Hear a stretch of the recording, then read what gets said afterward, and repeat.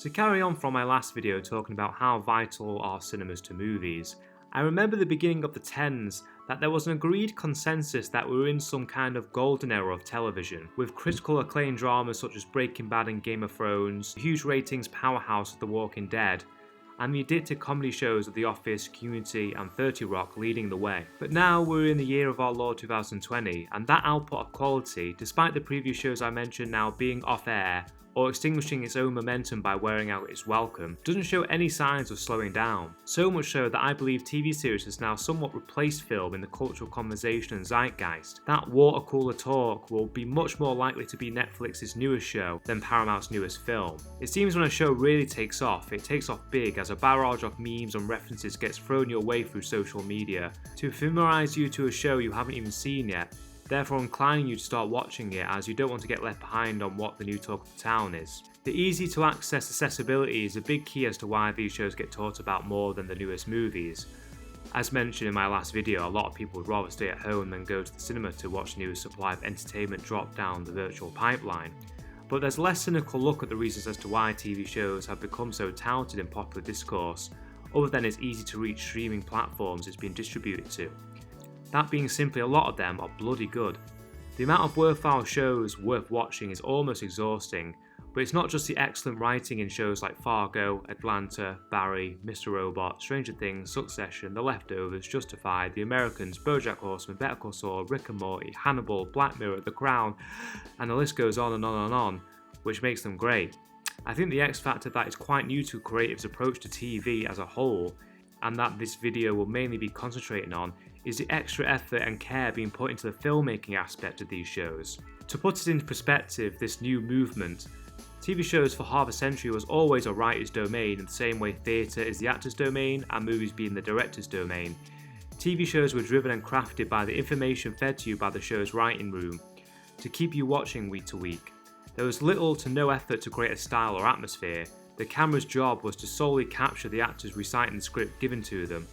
As for many decades, TV didn't have the production budget or technological capabilities Hollywood studios had, so they put their efforts into the writing, as if the story was strong and the audience liked the characters enough, which the writer's sole responsibility is to do just that. People keep watching week to week, as ratings were water to TV studios.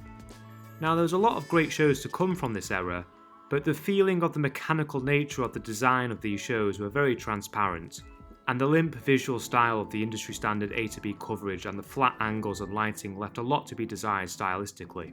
Even the biggest shows from the 2000s that were seen as being some of the more cinematic stuff put on TV at the time, such as Lost, Deadwood, The Sopranos, The Wire and The Shield, which writing-wise still are top tier, feel dated products of their time visually, which comes to show how much progress has been made. But the one show I'll use as an example to all this is what I'm talking about, and was in my opinion a major game changer with how showrunners approach drama, is the first season of True Detective, released in 2013. True Detective is a southern fried gothic detective show anchored by the brilliant dual performances of Matthew McConaughey and Woody Harrelson. But the thing that's raised and established the show as must watch and especially innovative at the time was the truly cinematic feel of the show.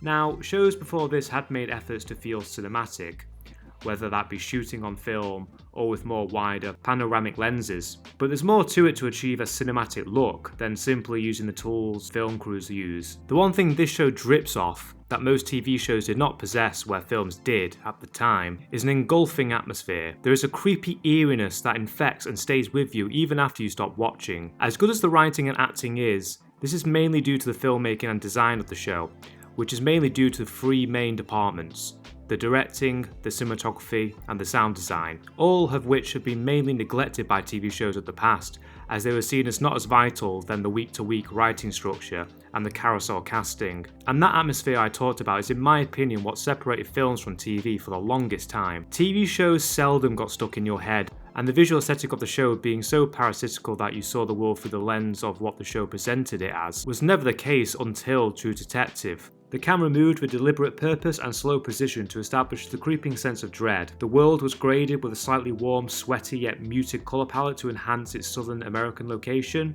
The motif of the god-eye shots of the characters driving in these endless landscapes established the alienation of the characters, and were just also beautifully photographed. The droning score also added to the show's unease. The show also introduced many shooting techniques which at the time were new to television, including the amazing ghetto raid in the 4th episode that was shot in an impressive 10-minute uninterrupted long take, which you never saw on TV beforehand. Again, to me, what makes something cinematic is the worldview that the camera and the people behind it are presenting. That element is what separates films from any other medium. But to a lot of people, cinema often represents scope. Big budget spectacles have always been associated with film history, and at one other time would think TV could never replicate the extraordinary huge fantasies that have been brought to life on the silver screen.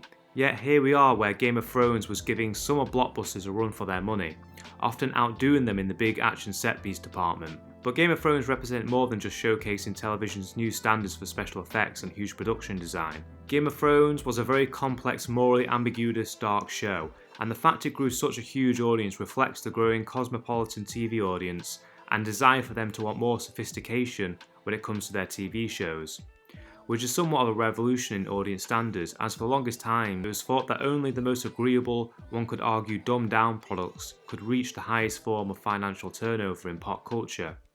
Yet Game of Thrones' success as being one of the most popular properties in media at one time proves otherwise.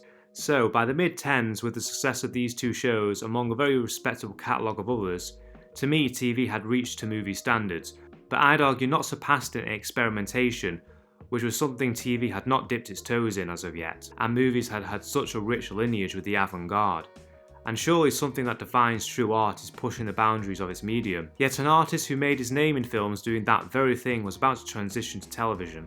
Twin Peaks' original run in the 90s was very ahead of its time, and its influence is still felt to this day, so it was only right for creators David Lynch and Mark Frost to jump on its 3rd season 25 years later in the current grown-up TV landscape, take the tropes of current prestige TV dramas and the popular reboot formula, and subvert them in an often surreal, confusing and mind-bending way that one could only say was experimental.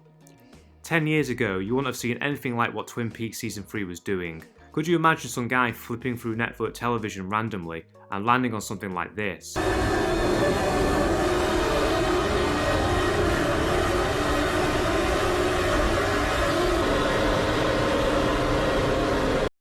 Twin Peaks Season 3 was more daring and out there than most if not all of what I watched in cinema in the last decade, and it was somewhat of a sad realisation as I grew up a film guy, and to see most films be somewhat toothless compared to television in many ways. It felt like the format regressing, but in the other more optimistic view, it's the other format growing, and it's a thrill to see. The late 10s provided a myriad of other shows that were doing their best in matching movies.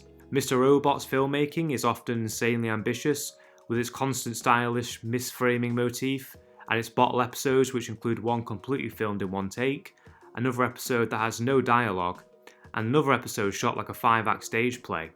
The show's very meta postmodern criticism of society and its focus on the tech-raised millennial generation is very similar to what David Fincher did for Generation X in the late 90s with Fight Club.